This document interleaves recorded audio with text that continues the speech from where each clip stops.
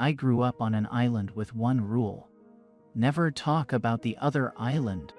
I was born on an island that only really had one rule, the kind that wasn't spoken but lived in people's posture, the way their mouths tightened, the way their eyes avoided a certain part of the sea. We were never to talk about the island across the water. It sat to the east, a half-mile off our shoreline. You couldn't miss it. Oh, you'd see it from almost anywhere on our side, past the docks, over the tree line, from the cliffs on the northern edge where the goats graze. It was always there, sitting still, never changing. A piece of land so close you could row to it in under an hour, though no one did. I can't remember a single adult ever naming it, not even once. And if you said something about it, even by accident, someone would shut it down immediately. Not angrily, just firmly, like flicking a candle out. One time when I was little, maybe 7 or 8, I pointed across the water and asked my mother if anyone lived there. She didn't scold me. She didn't say anything at all. She just took my hand and led me inside like I'd asked where babies come from or what happens when you die. That kind of silence. Another time, I asked my grandfather if he'd ever been. He was cleaning fish out by the shed. He paused just a second too long before saying, "No," then added, "Never ask about it again." And that was that. It wasn't forbidden in the way dangerous things are forbidden. It was deeper. Like the island didn't want to be spoken of. And the people here had agreed to let it be. Our island wasn't big. You could walk across it in a few hours if you didn't stop. There was the village near the western bay, with its stone paths and wood-slatted houses, and the small church where we held market on Sundays. A few scattered farms, a fishing dock, and the old watchtower from before my time that no one used anymore. It was quiet, steady, the kind of place where every door creaked the same way, and you would pass by just from the sound of their cough. The trade boat came once a week, usually just before noon. We never saw where it came from. It always arrived from the mist. It brought flour, salt, oil, iron tools, letters sometimes, though no one in my family ever got any. It left with barrels of fish and boxes of preserved vegetables. No one ever left with it. Only the trader ever boarded it. He'd pass down the rope to whoever helped him load and unload, but no one else ever crossed the rail. We were a closed loop. We grew up knowing our boundaries: the sea, the woods, the cliffs, and beyond all of that, the other island. Always watching, always ignored. There were 5 of us who couldn't leave it alone. Me, Jonah, Sam, Eli, and Nathan. We were kids like any others. Too much energy, not enough fear. We ran barefoot through the brush, built slingshots from driftwood, dared each other to knock on the widow's door. We spent hot days pretending to be soldiers and cold nights, pretending we weren't scared of ghosts. We stole things, but nothing important. Apples, candles, once a bottle of wine we didn't even like. We were just loud, restless boys. Jonah was the biggest, tall for his age, shoulders already starting to widen like his father's. He didn't talk much, but when he did, people listened. Sam was the quickest, always first to climb something, first to run, first to joke about things that made the rest of us squirm. Eli was quiet and careful, and always the one who asked, "What if?" before we did something dumb. Nathan was clever, sometimes too clever. He'd make up lies so good we believed them even after he admitted they weren't true. And then there was me. I don't know what I was in that group.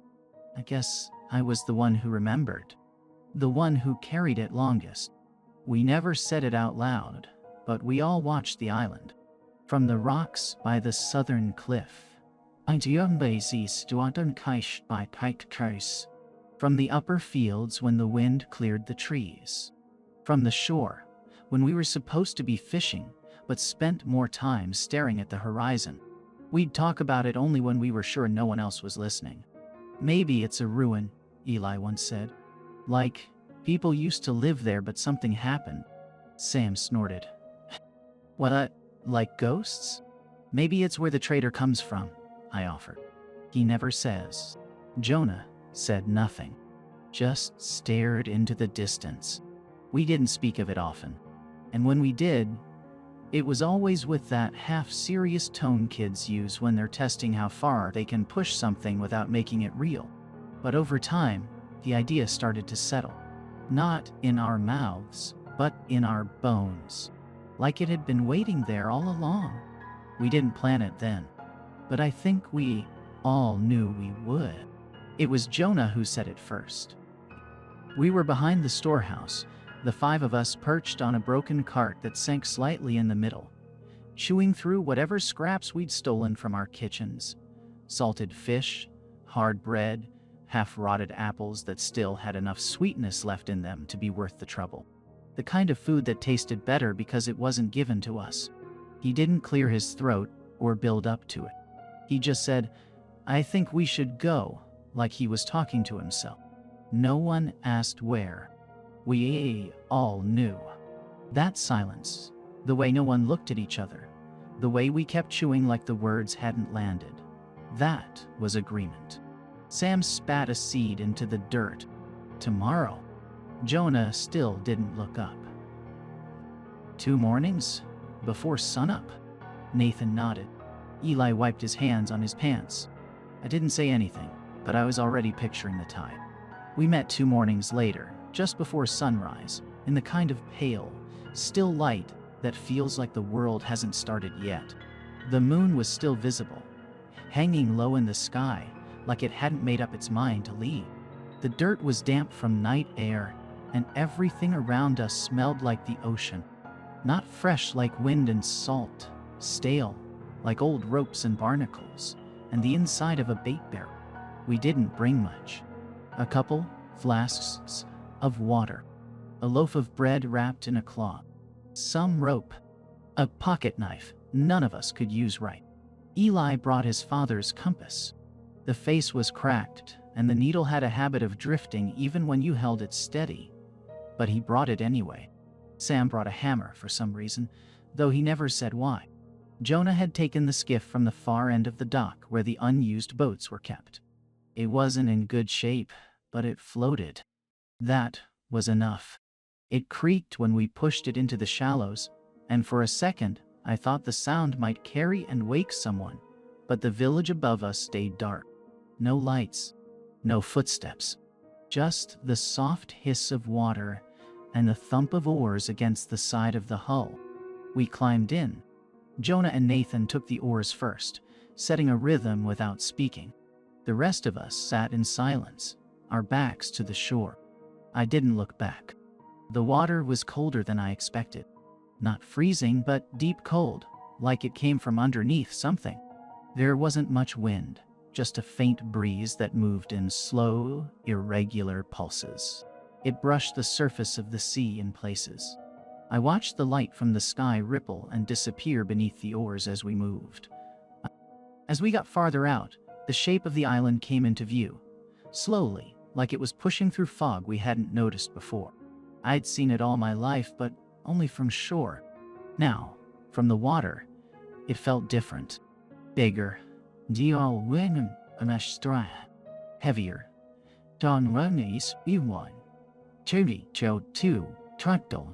The trees formed a jagged silhouette against the sky, and the hills behind them looked like sleeping animals just starting to stir.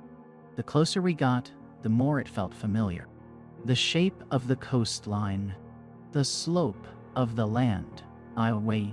It was like rowing toward a memory, one you couldn't fully place until you were inside it. There was a moment, maybe halfway across, where I turned to look behind us and saw that our own island was already fading into mist. A low fog was moving in fast, curling over the water like smoke through grass. The beach, the houses, even the trees. Gone. Just a soft, gray smear behind us. It looked farther away than it should've. Fins, Sam said, and he said it too calmly, like he was trying not to cause a stir. We all looked. Just to the right of the boat, something slid under the surface. Long. Smooth. Why? Zero. It passed without sound. Then, another. And another. 4. Whoa. Maybe 5. Just below the waterline, circling in wide, slow arcs. I couldn't see their shapes fully, but they moved like they had purpose. Sharks, Jonah said under his breath. Black tips, I think. Eli leaned forward. How can you tell? Jonah didn't answer. He just started rowing faster. So did Nathan. Neither of them said a word, but the skiff began to lurch forward harder with each pull. Sam reached down for the hammer in his bag and gripped it like it would make a difference. The boat started to wobble with the force of the strokes. Water splashed. The nose tilted. I tried to stay calm, but the air around me had gone thin, and every muscle in my body was bracing for something I couldn't see. The island was close now, close enough to see the rock line clearly. No dock, no paths, just broken shoreline and thick brush that came almost down to the water. A crooked tree leaned out over the water near a narrow stretch of beach, barely wide enough to stand on. It looked untouched, uninviting. Then came the hit. A soft thud, followed by a jolt that rocked the skiff, like we'd slammed into something just below the surface. Reef, Jonah barked. The boat tilted violently to one side, then the other. Water surged in through a crack below the center bench. Cold, fast, rising. Something heavy clattered against the boards, maybe the hammer. A second later, one of the bags split open and spilled across the bench. Bread, rope, the knife, all sliding toward the low side. Out! Someone yelled. We didn't argue. We moved. The skiff was already sinking under us, one side dipping hard. I kicked off the bench and dove, not even sure if I was jumping or falling. Water swallowed me to the neck. The cold hit like a punch, and my breath locked up in my chest. Behind me, splashing, gasping, limbs crashing into water. I could hear it all but didn't look back. The current fought harder than I expected. My arms were sluggish, my legs heavier than they should be. I kicked toward shore, every breath shallow and burning. Something brushed past my foot, too fast to register, too soft to be a log. I didn't stop. The distance couldn't have been more than 30 yards, but it felt like swimming through glass. The kind that keeps pulling you down instead of letting you break through. When my fingers finally hit rock, I hauled myself forward so fast I scraped both elbows raw. I didn't care. I just wanted to be out. One by one, the others crashed onto the beach behind me, crawling, dragging, coughing up seawater. The skiff was already gone, either swallowed by the reef or drifting, half flooded, back into the mist. None of us had our bags. No compass. No food. No knife. The hammer was probably at the bottom of the sea by now. Everything we'd packed was gone. We stood there, shivering, dripping, catching our breath. One by one, we looked at each other, counting. 5 of us. No one missing. No one hurt. At least, not badly. Then we looked around. It took a few seconds before anyone spoke. This is the same place, Sam said, slower this time. It's the same beach. It almost looked like it. Same crooked tree, leaning out over the water like it was eavesdropping. Same cluster of black rocks jutting up along the curve of the cove. The same soft slope leading into the tree line beyond. Even the shape of the shoreline felt familiar, like would loop through time instead of space. Jonah turned in a full circle, scanning the trees and the shore and then the water again. We didn't go anywhere, he said. His voice didn't sound angry. It sounded resigned. Eli was squinting at the ocean, his face tight. We rowed across. We saw the island. We left. He didn't say it like he was arguing. He said it like he was trying to remind himself. No one responded. We started walking, slow at first, still trying to make sense of it. The beach looked nearly identical to our own, but it wasn't. The rocks were a little too sharp. The slope rose at a slightly different angle. The tree line was thinner, the color of the grass not quite right. Close enough to confuse us. Different enough to keep us on edge. There was a narrow path leading off the beach and into the woods, just wide enough for two of us to walk side by side. None of us remembered it being there before. The air was different as we climbed. Heavy and warm, like the weather had changed without warning. The trees swayed gently, but the grass up on the slope moved just a little too much. Jonah took the lead, Sam just behind him. Then Nathan, Eli, and me. We'd only made it about 30 or 40 paces up the trail when Nathan came to a stop. At first, I thought he was just catching his breath. But then I noticed where he was looking. Up the slope, toward the tall grass hugging the hillside. I followed his gaze and froze. She was so close, a very tall woman. She wasn't walking, wasn't moving at all, just standing in the grass like she'd been waiting for us to see her. No one spoke, no one moved. Even the wind kept going like she wasn't part of the world. The grass around her swayed. Her dress clung damply to her legs, but she didn't shift, didn't breathe. Her arms hung straight at her sides, too straight, too heavy, like she didn't know how they were supposed to work. She stood maybe 10 yards uphill, close enough to see the wrongness in how she carried herself. Her posture looked almost human, like a figure drawn from memory by someone who'd never actually seen one. That's when I realized what had hooked in my brain. Everything around her moved, but she didn't. Not even a twitch. Do you see her? Eli's voice was low, tight, like he wasn't sure if he was talking to us or himself. Of course, we saw her. None of us had looked away. It felt like blinking might break some invisible barrier and make her come closer. Then she smiled. I didn't understand why it made my stomach twist at first. It wasn't exaggerated. It wasn't monstrous. It was subtle, just wrong. Her mouth stretched into what should have been a smile, but the shape was off. The corners bent down instead of up, like someone had tried to mimic it from memory and gotten the geometry wrong. But the rest of her face, the parts that move when you smile, those were perfect.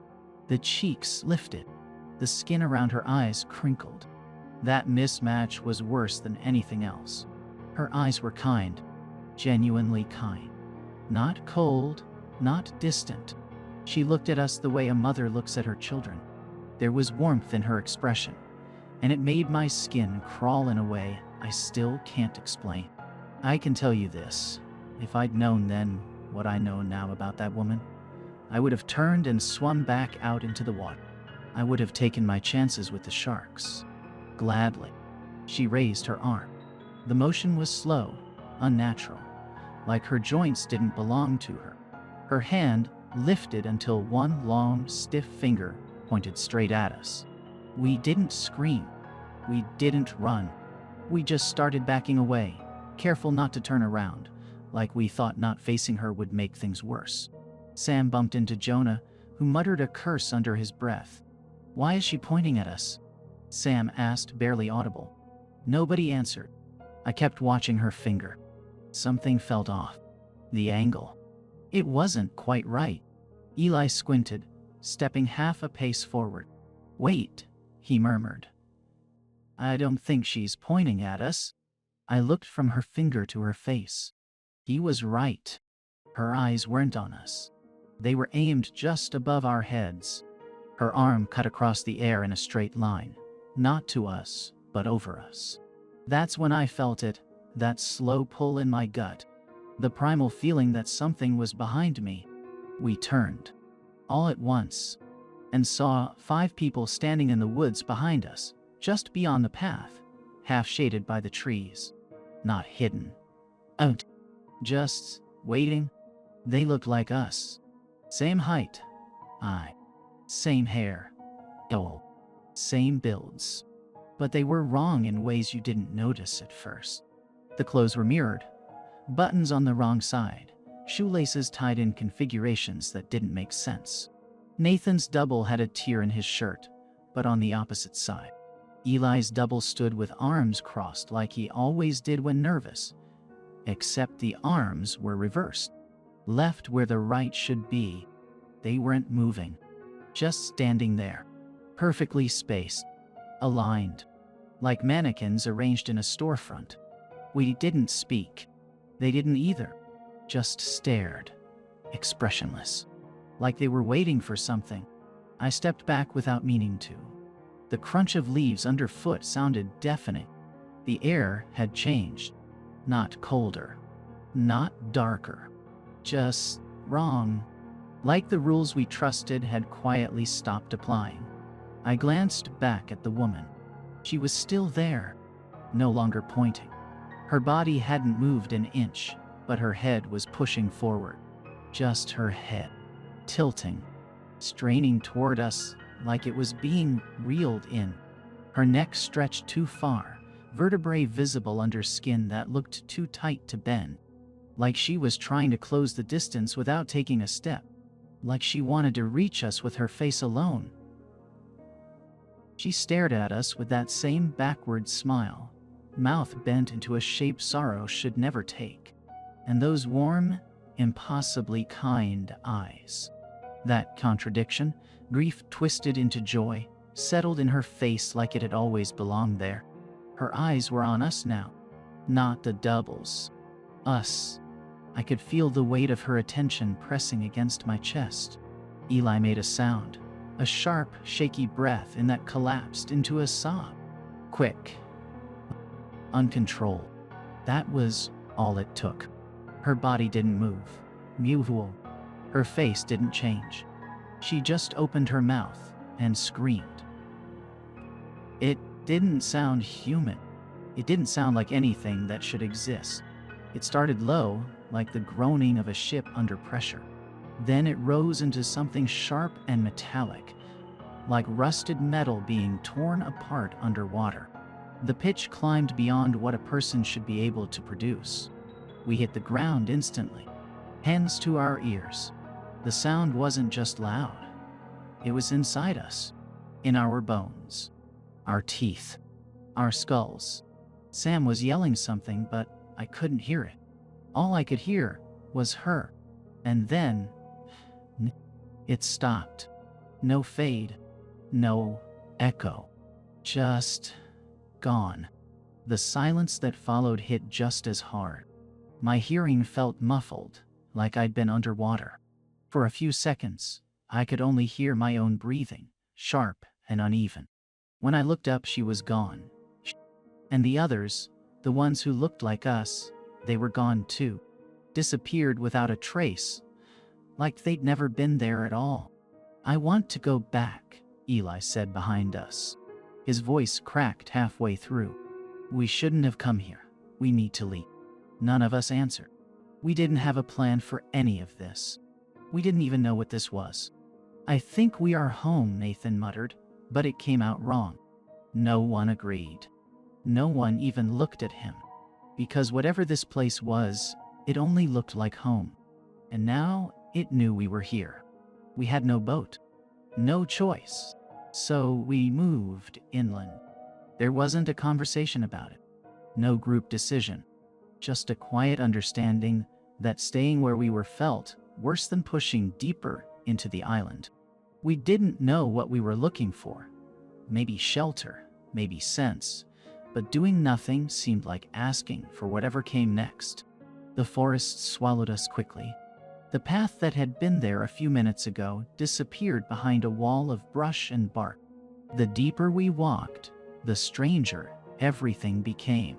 The trees were wrong. Not in obvious ways.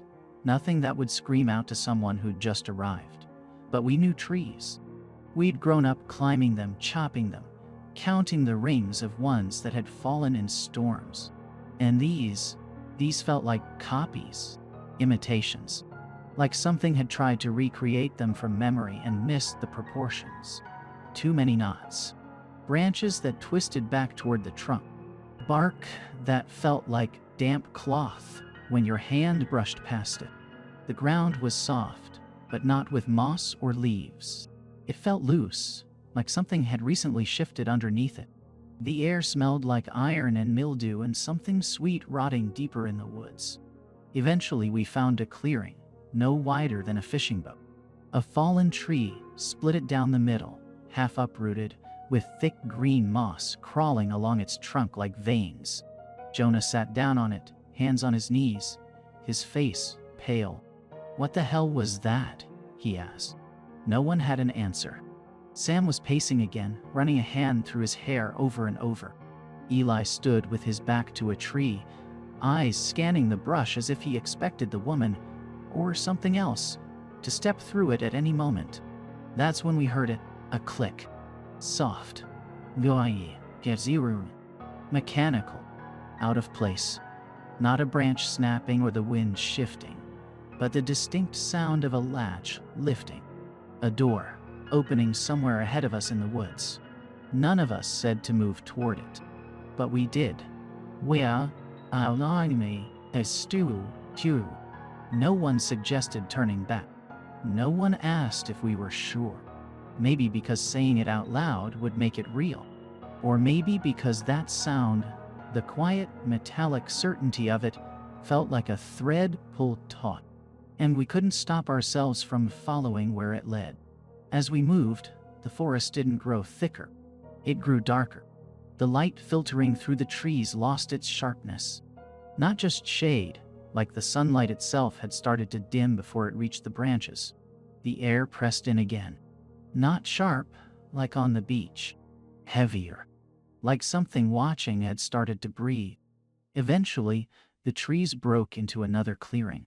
The grass here was shorter, yellowed and dry, crunching underfoot. And in the middle of it stood a house. None of us spoke at first. It wasn't broken down or ruined, just old. Weathered boards, sun-faded paint.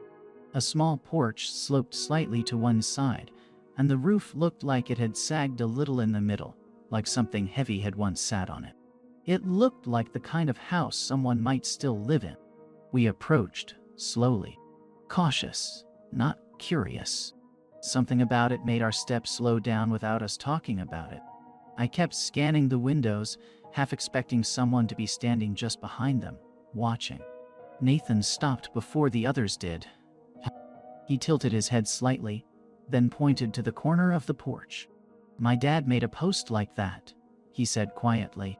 "What do you mean?" I asked. He didn't answer right away. He walked a few steps closer, squinting at the frame around the door, then to the woodwork under the windows. "It's like our house," he said. "It's not the same, but it's close." He stepped up onto the porch. We followed, hesitant. None of us wanted to be near the place, but no one wanted to let Nathan go alone either. The door was already cracked open, just a few inches. Nathan hesitated anyway, like something might still reach out and shut it. Nothing did. So he pushed it open the rest of the way. The smell hit first.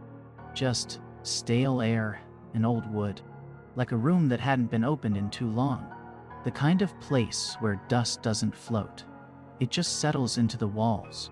It looked small from the outside, but the inside felt deeper, bigger than it should have been. Like the walls had stretched just enough to be wrong. Inside, the light was dim and orange-tinted, like it was filtering through the wrong kind of glass. The hallway was narrow. A coat rack on one side, faint scuff marks on the floor. A chair in the corner that looked familiar, though I couldn't say why. Nathan stepped in first. We followed, slow. Nathan was quiet. He was looking at the photographs on the wall. They were of his family, his parents, his sister, him. New moon, me, I am Dawia. But everything was reversed. His dad's watch was on the wrong wrist. His sister's birthmark had switched sides. The smiles looked normal at first, until you stared too long. too symmetrical, too wide. To the right, a doorway led into what looked like a living room mirror. On our island, Nathan's living room was to the left when you walked in. Here, it was flipped. Not just the layout. Everything. The furniture was the same kind. Not identical, but close. Same colors. Same wear patterns. A clock on the wall ticked just a half beat slower than it should have. The painting above the mantel showed a landscape we all recognized, except the river ran the wrong direction. "I want to go," Eli said behind me. His voice was barely there. None of us answered. We just kept looking. The room held us. Not physically, but in that way a nightmare does, where the air feels thick and stepping backward might wake something up. We weren't frozen. Just slow. I on. Careful. Call to me. Ni. Chuao. Jonah was eyeing the bookshelf. Eli hovered near the fireplace. I stood by the wall, watching the second hand on the clock stutter with each tick. Sam moved toward the painting above the mantel, staring at it like he expected it to blink. No one talked. We were all too deep in it, scanning corners, studying the little wrong details, trying to figure out what this place was. Then Sam turned, brow furrowed. "Where's Nathan?" Every head snapped around. He wasn't there. He hadn't made a sound. No footsteps. No door creak. He'd vanished like air. We searched the house fast, calling his name, moving from room to room in a rush that didn't feel loud, just clumsy. Like our panic didn't want to make noise but couldn't help it. There weren't many places he could have gone. The hallway led to a small kitchen, a stairwell, and a narrow back room with a locked door. Jonah tried the handle and found it wouldn't budge. No light under the crack. No sound from inside. Sam ran up the stairs 2 at a time. Eli and I closed behind. They creaked under us like normal stairs. Nothing theatrical, nothing dramatic, but every groan from the wood felt too sharp, like the house was responding. There were 2 bedrooms upstairs. One was empty, bare, except for a bed frame and a window nailed shut. The second had a dresser, a mirror with a cracked corner, and more photographs. A different version of Nathan's family. This time, the faces were missing from some of the frames, blurred out or too dark to see. But no Nathan. When we reached the bottom, Jonah wasn't there. We found him just outside, a few steps off the porch, arms crossed. "I checked around the house too," he said, not looking at us. "He's not here." We stood there, all 4 of us, facing the house like it might give something back. The open door gaped in front of us, cold air leaking out like it didn't belong to this place. Sam looked at me. "Do we go back in?" No one replied. Then, footsteps from inside. Slow. "You die," measured. Getting closer. Deep. The porch creaked. Nathan stepped into the doorway. Just stood there, like he'd never left. His face was blank. His shirt was damp. None of us spoke.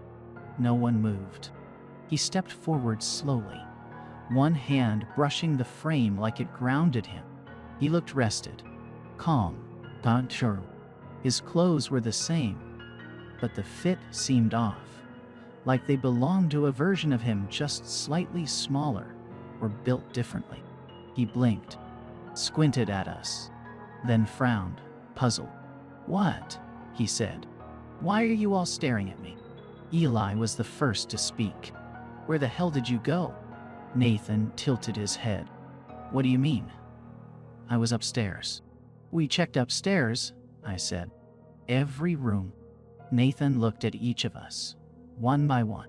His face was blank at first, but then something shifted, a flicker of a smile that came and went too fast. Not warm, just performed. "I saw you," he said. "Through the railing. You were in the hall. You just walked off." That didn't make sense. We'd torn through every room. He wasn't there. No one had seen him. And there was no way he could have missed the noise we made. I was watching his hands. Nathan always rubbed his thumb against his knuckle when he was nervous. A little tick, unconscious. This Nathan's hands were still, relaxed, at his sides. He stepped down from the porch. None of us moved. "Are we going?" he asked. Same voice, same face. But the rhythm was off by a beat. Too calm, too smooth. No one answered. We just stared, waiting for something to twitch wrong. I opened my mouth to say something, but I couldn't make the words form. Not the right ones anyway. We just started moving, brisk, determined, not quite running but no longer willing to stop. The sky was dimming fast, the woods deepening in color, and everything around us seemed to press in with a quiet that felt more like watching than stillness. Jonah walked up front. Sam stayed beside me. Eli and Nathan trailed behind us, a little slower, not too far back at first. We were almost to the beach when it hit us. A voice cracked open behind us, rasping, high-pitched, like a throat trying to speak for the first time and tearing itself apart in the process. There was the shape of a word, but the sound didn't know how to hold it. We froze. None of us looked back. "Run," Jonah said firmly. That was it. So we ran. Branches whipped our arms. Roots caught our feet. The path bent the wrong way more than once, and every tree looked like one we'd already passed. But we kept moving, pushing forward through the tightening forest until the trees finally broke open again and we saw it. The dock, warped and crooked, half sunken at the far end. A boat was tied to it. Not the one we'd taken, but something older. Narrower, dying down, still afloat. We stopped at the edge of the road right next to the boats and turned. I checked to make sure everyone was with us. Eli was not. I watched the clearing, expecting to see him jogging up behind, cursing or out of breath. But the bend in the path stayed empty. We waited. A few more seconds passed. Then we heard it. A scream, ragged and sharp, echoing through the trees like it didn't belong to a voice, but something breaking. Not words, just pain. Jonah moved first. He stepped away from the boats, one foot toward the woods, and that's when she appeared. She walked slowly out from the bend of the clearing, circling into view. Cradled in her arms was Eli. He was still screaming. His body writhed, legs kicking, hands clawing at her shoulders. She didn't struggle. She didn't even seem to notice. Her arms were wrapped tightly around him, pulling him against her chest like a mother calming a child in the middle of a tantrum. Her face was fixed on us. Not Eli. Not the forest. Just us. Her eyes never left ours. Like she wanted us to see everything. And we did. That same downward smile carved her mouth into a deep, strained curve. It looked like the expression had been sculpted into her face with wire, pulled tight and raw. But her eyes told a different story. Soft, glassy, full of warmth, like she was watching something beautiful unfold. As she held Eli tighter, her lips quivered slightly, as if the shape was difficult to maintain. Her cheeks twitched, like they couldn't decide whether to frown or laugh. She was trying to be gentle. She wanted us to know that. Eli was screaming, but it wasn't just fear. It was pain. Real pain. The kind that stops sounding human. His arms pushed against her shoulders, clawing, slapping. Nothing that made a difference. His legs kicked out violently, his whole body thrashing like an animal in a snare. The heels of his boots barely scraped against the dirt as he was being held up.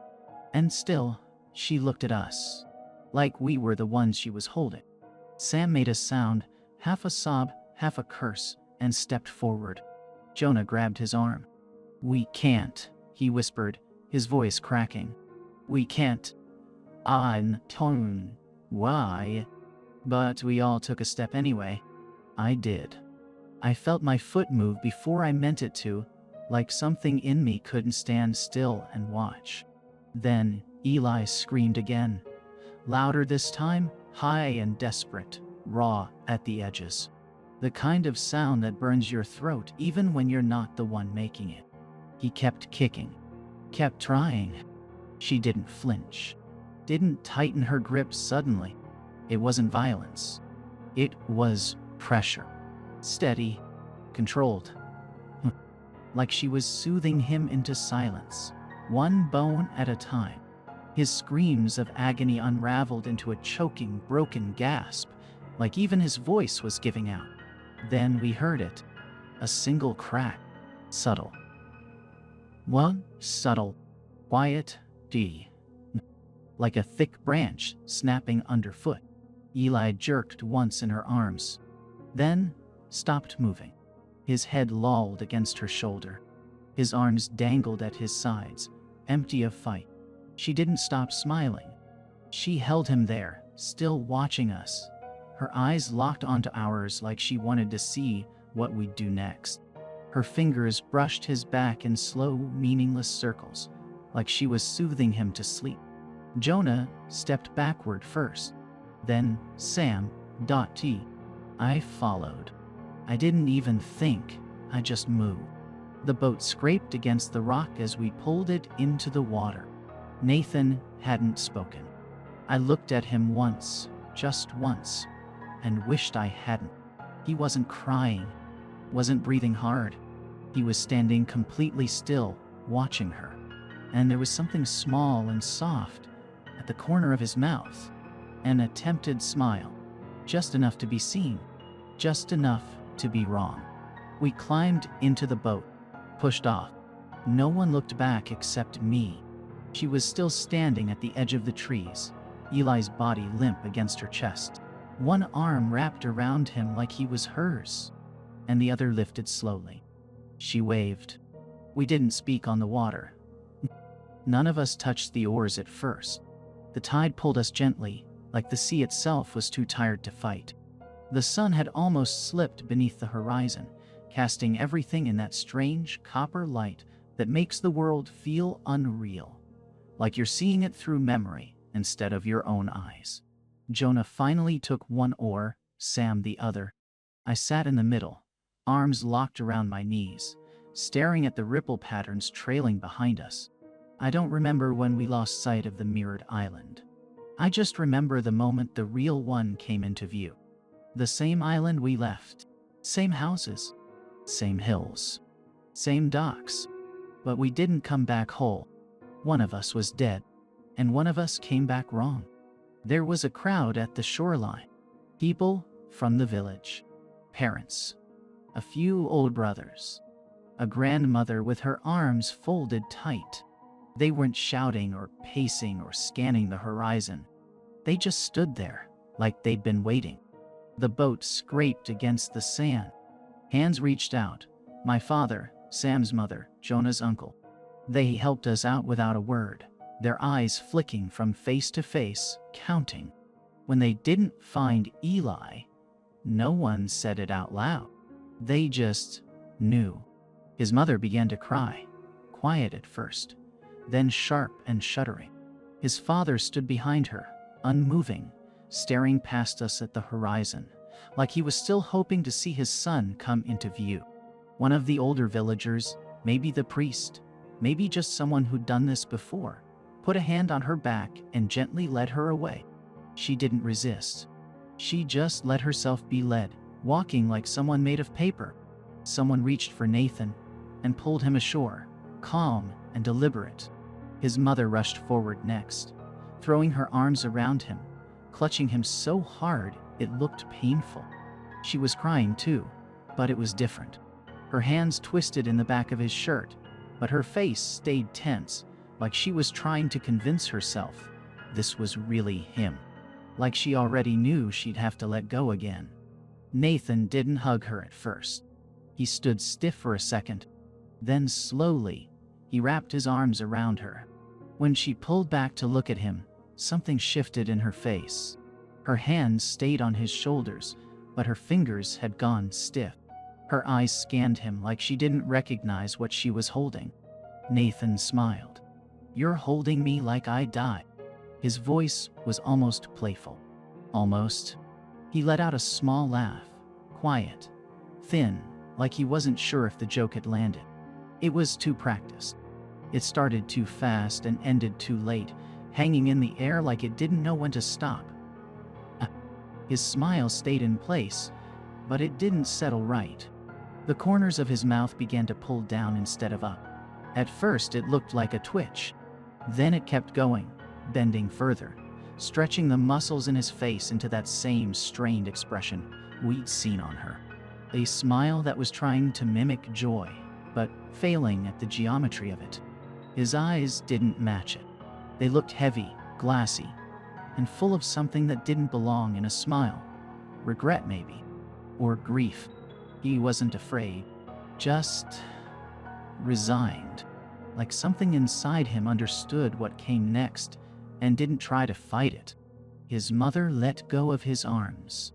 She took a step back, one hand covering her mouth. Behind her, the others had already started to move.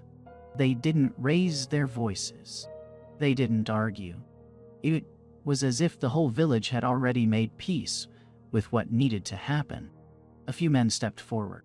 Jonah's uncle, Sam's father, a neighbor I didn't know by name. Nathan didn't resist. He didn't ask why. He just stood there, shoulders low, his eyes still on his mother. One hand reached for his sleeve, another for his collar. They escorted him to the sea like they'd done it before. No ceremony, no shouting, just the sound of the tide and the low murmur of footsteps on wet sand. They held him under until the waves stopped moving around them, and then they let him go.